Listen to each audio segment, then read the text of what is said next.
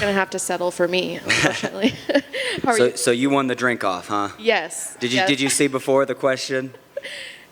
You know what it is? It's John. We give him the respect, Right. but when it's post fight, we all kind of are like, we're fearful of it. I don't know why. We don't. Now we fight over who has to do it, who has to start.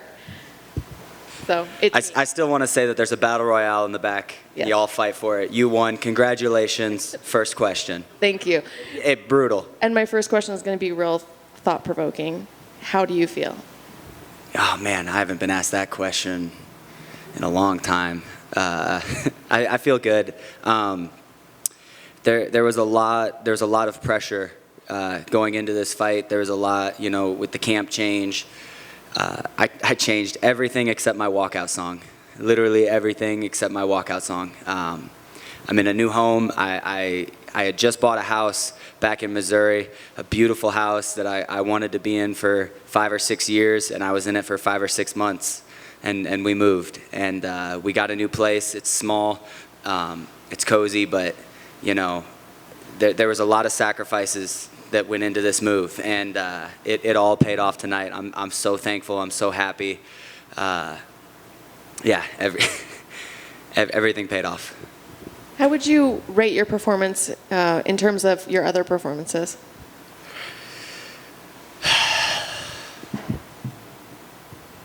I don't know. I haven't watched it back yet. I'm my hardest critic.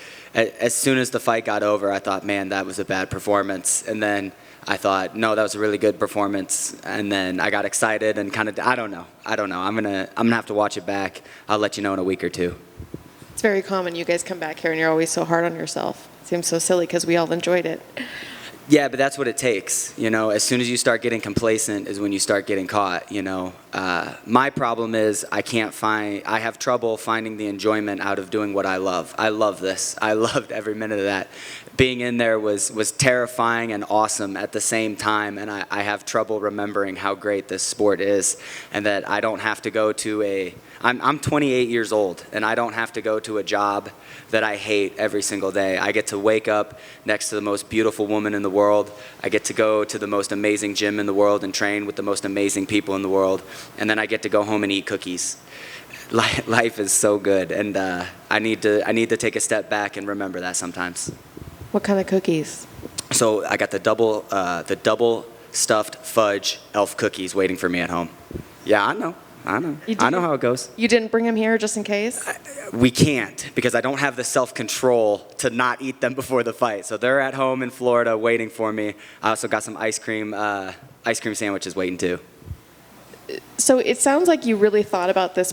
I'm sure you think about every fight, but did it go the way you kind of pictured in your mind that it would go?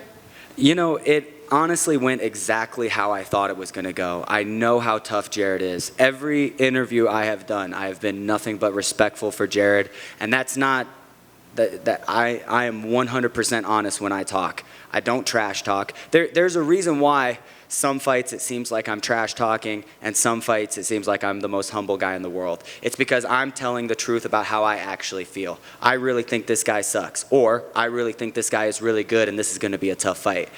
I knew how tough this fight was going to be. I knew how good Jared was. Never been finished by submission in the UFC. I knew what I was in for. That's exactly how I thought it was going to go. There was a couple of mistakes at the beginning of the round, but I adjusted. And I'm really proud of the ability to adjust in between. Was there anything that surprised you about him? No, I think that everything, I thought he would try to knee me a little bit more. That's about it. The camp, we were working on setting up our punches without just shooting in because we didn't want to run into knees and uppercuts. And he really didn't show a whole lot of that. And that might have been because I was doing what we worked on. So other than that, no, I think that's exactly what I thought it was going to be like. And I noticed there was some respect, when the fight ended. Did you guys speak to each other at all after? Yeah, we saw each other in the back, just, your basic crappy good jobs and hugs. And I like Jared a lot. I really do. I think he's a really cool guy, and I would actually like to train with him, sometime if he ever wants to come down to ATT. But very cool guy, nothing but respect. This is a business, though. Did Andre win? Did he win? Let's go. Let's go. Now I'm totally distracted by him winning. Does it make it easier or harder for you to fight a guy that you like and respect? Easier, I think.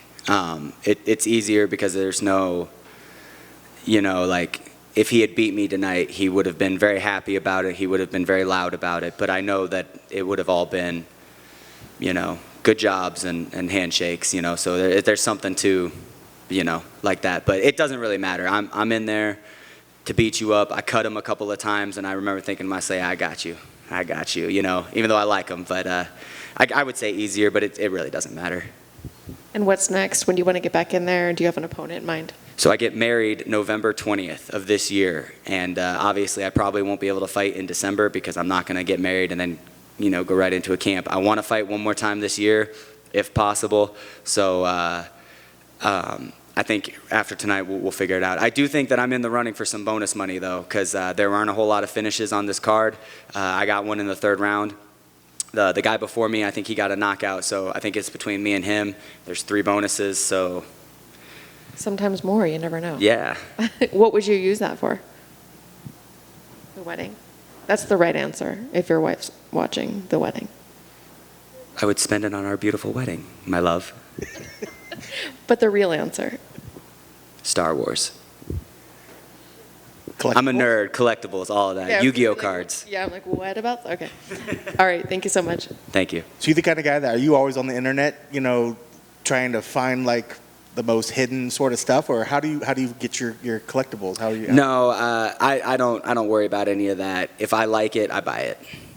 And I think she's probably got a good point. I mean, I think even if you took a part of that bonus and maybe earmark it a little bit for the honeymoon, is probably a safe decision, or maybe for the wedding itself. But you made the big change. You were winning, but you still decided to change camps, relocate yourself. You left this big house.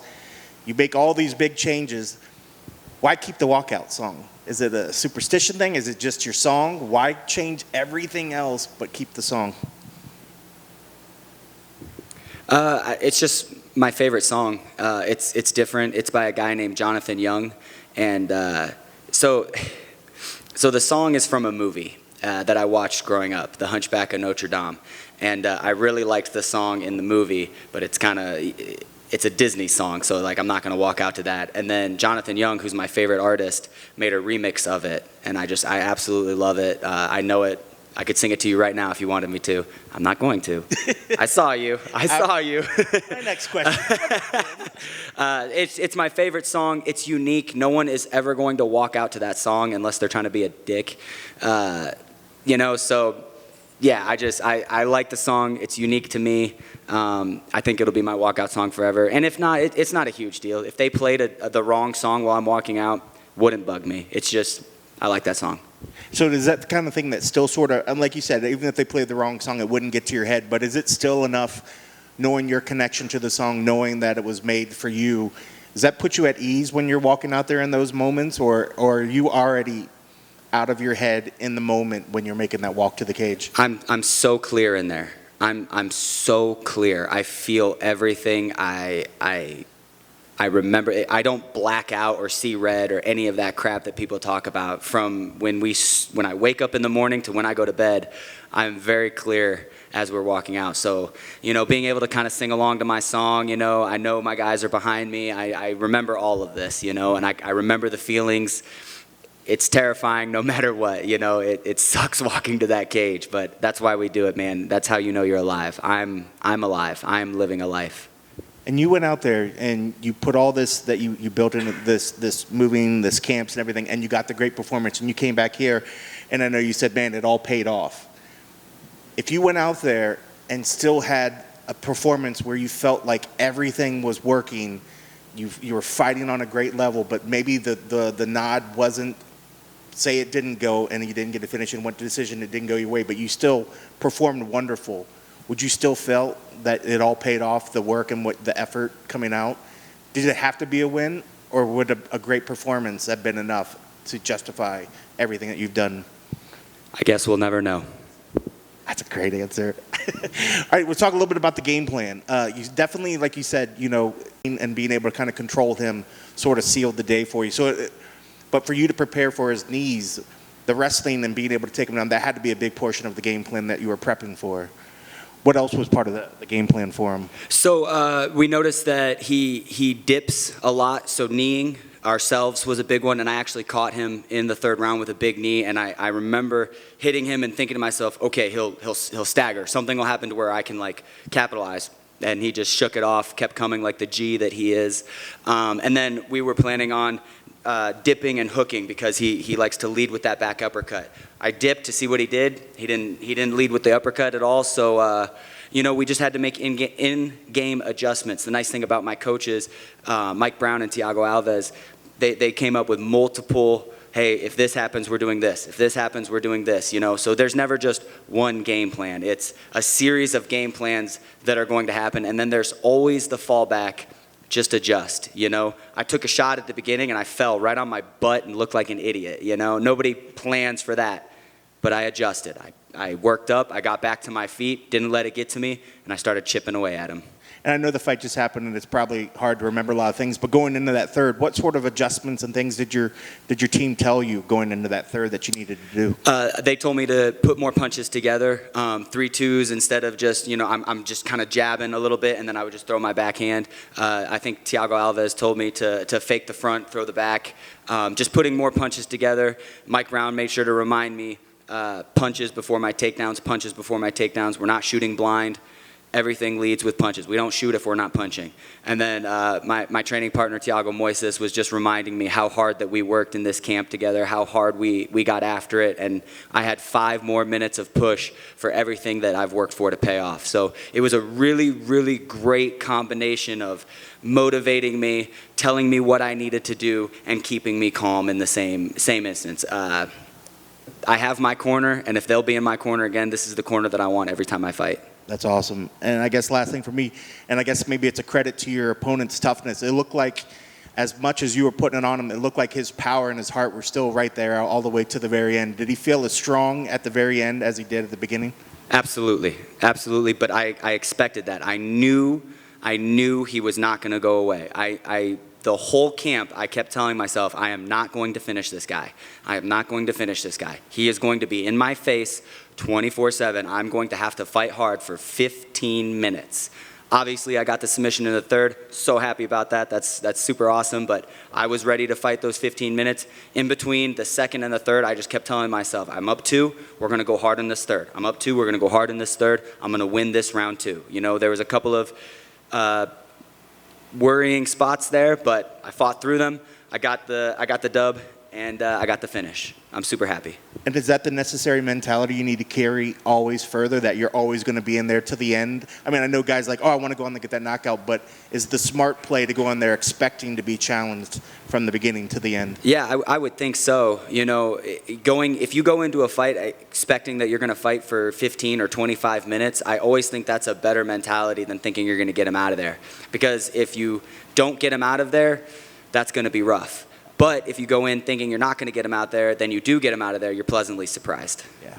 So are you pleasantly surprised? I'm very, very happy with my performance. And I'm glad that it came in the third round. I know that sounds stupid, but I'm very glad that it came in the third round. I proved to these guys that last fight was a fluke. Not a fluke, but that last round of my last fight, that's never going to happen again. I can fight hard for 15 or 25 minutes, whatever it need be.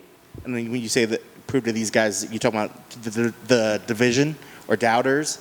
When you say you proved it, who is that message to? Is that like to the division, like you have it all, or? Yes, all of the above. Awesome.